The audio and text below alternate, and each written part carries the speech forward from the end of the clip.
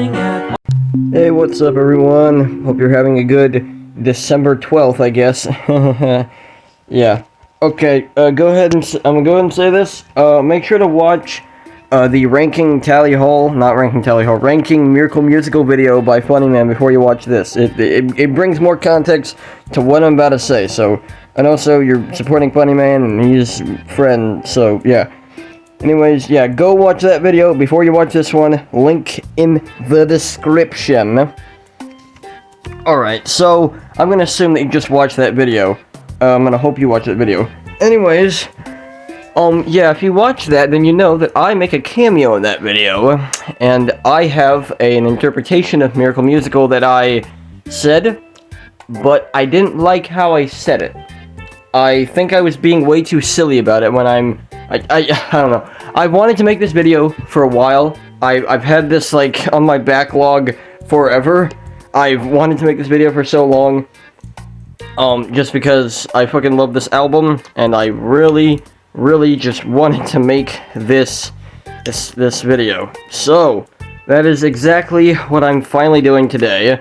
On today, the wonderful day, the 12-year anniversary of Hawaii Part 2. Yeah, 12 years, jeepus. Anyways, yeah, I'm gonna be taking some, like, lyrics and things from the song and explaining what I think they mean, and again, all this is just my interpretation. If you probably can think of, like, different things for the songs, but this is my interpretation. Yeah. I hope you enjoy this video. And yeah, sit back, relax, and let's dive into the mysterious world of Hawaii Part 2.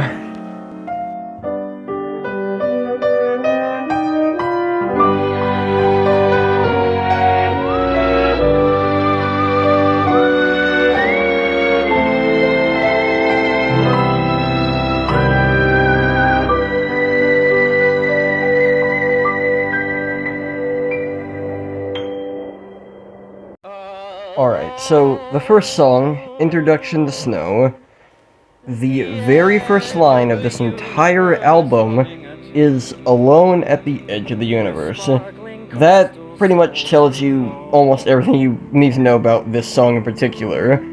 Alone at the Edge of the Universe, meaning that, yeah, whoever this protagonist or, like, person that we're hearing about is, they just went through an entire journey of some sorts, and they got, well, now, to the edge of the universe, to the end of their journey. So, it's safe to assume that this song takes place at the very end of the album. This is just like a flash forward to everything that comes before it. The next lyric, Sparkling Crystal Souls of Glow, I'm guessing it's talking about spirits, and, like, specifically spirits that have basically done right and they get to glow.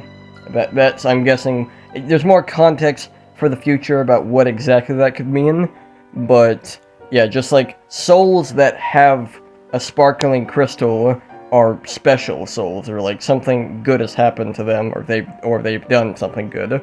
The next lyric, the key of what we know to be every part without me, referring to the fact that the person just doesn't feel like they belong in whatever the crystal souls, they feel like they don't belong with them. Which means that this character might be kind of depressed, probably just after their journey that they just went on, apparently. They just seem very depressed. But the next lyric, only two can make it light, meaning that they are alone. They feel alone, but they want to try to make things right. And then the last lyric, talking about how you'll live forever tonight. It is words of encouragement that this person is giving. This person, which, by the way, it's not named in the album what their name is, it's named in one of the demos, which I won't cover the demos because they're not canon, they're just demo albums, demo songs. But basically, this character, I'm just gonna call Simon for the rest of this video. They are giving words of encouragement to another character that you'll find out later about, saying, you'll live forever tonight.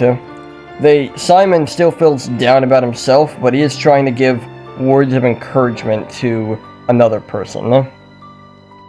And then the music does a wonderful little transition into the next song, which is Isle to Thyself.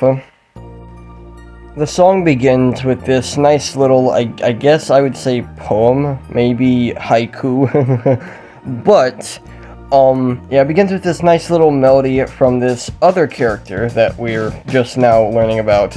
Their name is explained in the song Black Rainbows, but I'll just call them, their name is Stella for now.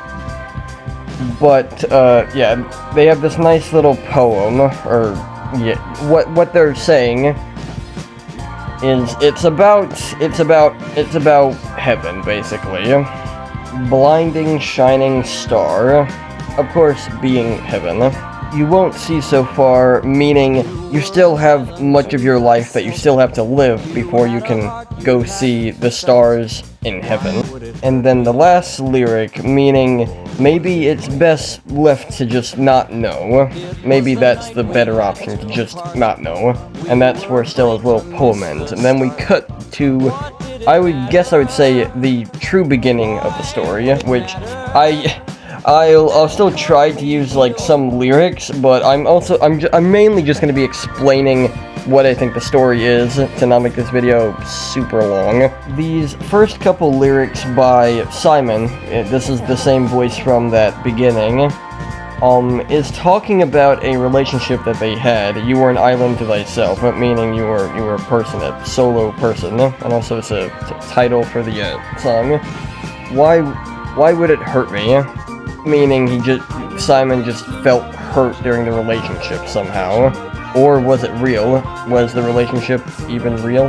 This next part just talks about the day that they had to part, and also then Simon just straight up says, did the relationship even matter? Why would it matter?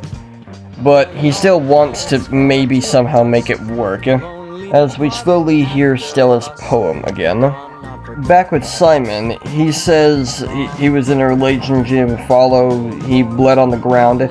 He's just being all melodramatic about how, oh, this person, they hate me, nobody's ever gonna love me ever again. But then this next part, somebody called me to follow, I followed. That meaning he found a new person that he might be a bit interested in him, making him less depressed, making him a bit more hopeful for the future. Then the hue of the song, the melody of the song begins to shift a little bit, which means that, yeah, shifting, finding a new person. Then this little long but forgotten part. This part just refers to, he still thinks about the other person a lot, but he is trying his best to move on. And then these next couple verses, Simon is just talking about this new person and how they've really opened up his eyes and made him appreciate life a lot more.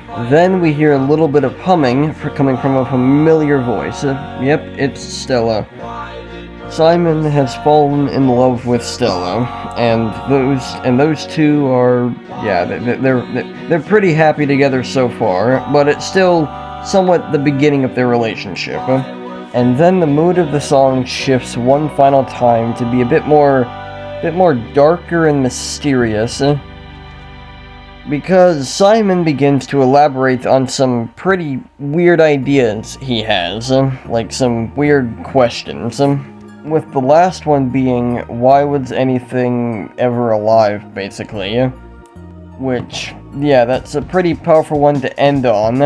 And then the song has like a weird thing where it like charges up for like a bazoo. And then it cuts to the next song, Black Rainbows.